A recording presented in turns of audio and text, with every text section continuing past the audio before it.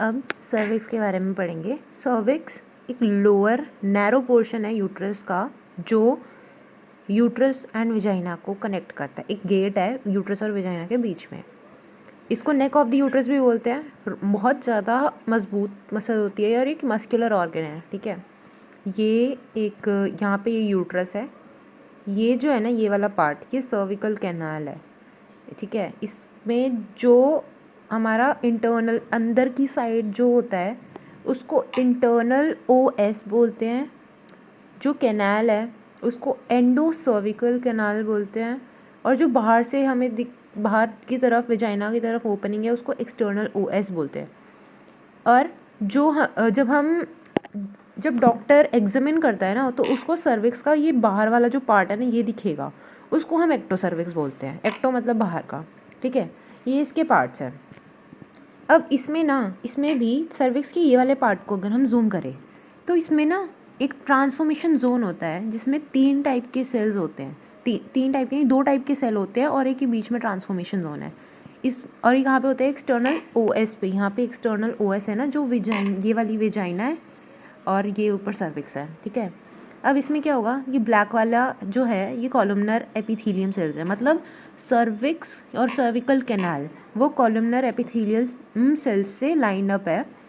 और जो बाहर का जो ये वाला पार्ट होता है वो किससे होता है, मैच्योर स्क्वैमस एपिथेलियम सेल्स से लाइन अप होता है, या स्क्वैमस एपिथेलियम बोल दो। तो बाहर की साइड स्क्वैमस एपिथेलियम सेल है और अंदर कॉलमनर।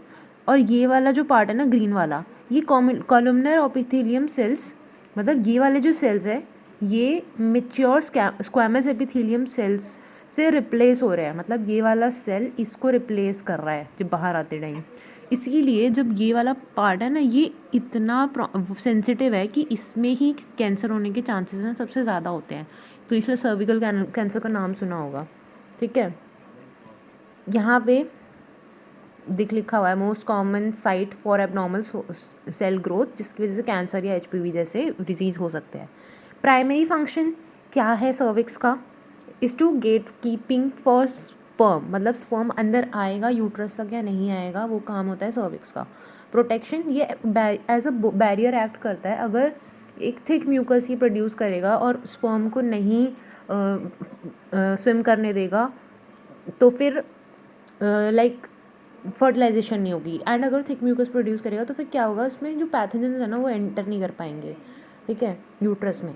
मेंस्ट्रुअल एग्जिट, मतलब मेंस्ट्रुअल ब्लड का एग्जिट इससे होता है, सर्विक्स से। चाइल्ड बर्थ के टाइम पे इसमें 2 तरह के चेंजेस होते हैं। वो है एक इफेसमेंट, मतलब ये थिन हो जाता है और शॉर्ट हो जाता है, छोटी कैनाल इसकी छोटी हो जाती है और ये थिन हो जाता है। और डायलेशन 10 सेंटीमीटर तक खुल जाता है, एक डॉट जैसा स्ट्रक्चर 10 सेंटीमीटर तक खुल जाएगा। अब सर्विकल म्यूकस की कंसिस्टेंसी है ना उसके मतलब हमारी बॉडी के हार्मोनल लेवल के बेसिस पे चेंज होती है। मतलब पीरियड्स के बाद नॉर्मली ड्राई होती है क्योंकि उस टाइम पे जो एस्ट्रोजन है वो हमारा कम होता है। ओव्यूलेशन के टाइम पे क्रीमी एंड स्टिकी होती है। जब एस्ट्रोजन हाई होगा तो फिर क्रीमी एंड स्टिकी उसका सिक्रीशन होगा। अगर ओव्यूलेशन के टाइम पे भी estrogen high, during evolution approaching evolution में एस्ट्रोजन बढ़ रहा होता है, ड्यूरिंग एवोल्यूशन में एस्ट्रोजन हाई होता है। तो इसमें क्लियर वेट स्ट्रेची मतलब जो एग वाइट देखा है, एग में जो येलो वाले पार्ट को हटा के वाइट वाला पार्ट होता है वैसा होता है स्ट्रेची, वैसा वाला होगा। तो फिर ओव्यूलेशन के टाइम पे वैसा सिक्रीशन होता है। और ये इस टाइम पे फर्टिलिटी हाईएस्ट होती है। और ओव्यूलेशन के बाद हमारा एस्ट्रोजन गिर जाता है, प्रोजेस्टेरॉन जो है वो उसका लेवल हाई हो जाता है और ये इनफर्टाइल डेज हो जाते हैं। इसमें थिक क्लाउडी एंड फिर से वापस ड्राई पार्ट आ जाता है सिक्रीशन का। सर्वाइकल हेल्थ एंड स्क्रीनिंग इसका रेगुलर होना चाहिए क्योंकि यहाँ पे बहुत ज़्यादा कैंसर होने के चांसेस हैं। अब जो एक्सटर्नल ओएस है ना उसकी शेप है ना चेंज होती है। अगर किसी ने बर्थ नहीं दिया है आज तक तो उसकी सर्विक्स की जो वो ऐसा दिखेगा, जो एक्सटर्नल ओएस है वो ऐसा दिखेगा, बिल्कुल डॉट जैसा, स्मॉल सर्कुलर डोनट होल, इसको डोनट होल बोलते हैं। और अगर बर्थ दे दिया है तो फिर ऐसा हॉरिजॉन्टल स्लिट मिलेगा, वाइड और हॉरिजॉन्टल स्लिट, ऐसे जैसे किसी ने काट रखा हो, ठीक है, क्योंकि ये एक्सटेंड होके वापस अपनी शेप में आया है।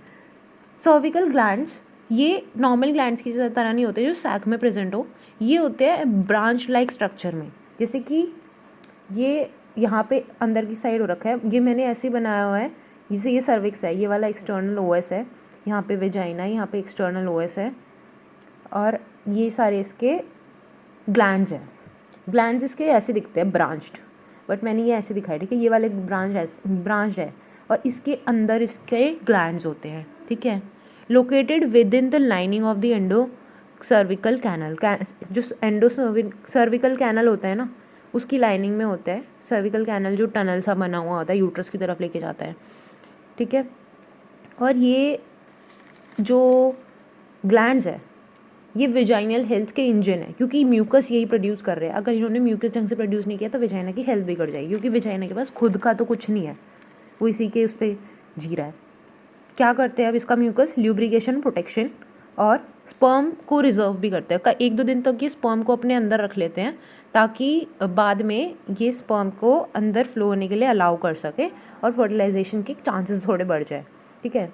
इनकी प्राइमरी जॉब क्या होती है? सर्वाइकल म्यूकस प्रोड्यूस करना, और जिसका केमिकल स्ट्रक्चर डेली चेंज होता है on the basis of hormones.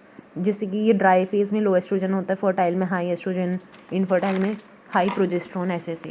अब एक ये चीज़ है लैमिना प्रोप्रिया, ये मैम ने अगेन कहीं से तो उठा के पढ़ाई है, जो नेट पे नहीं मिल रहा था जल्दी से।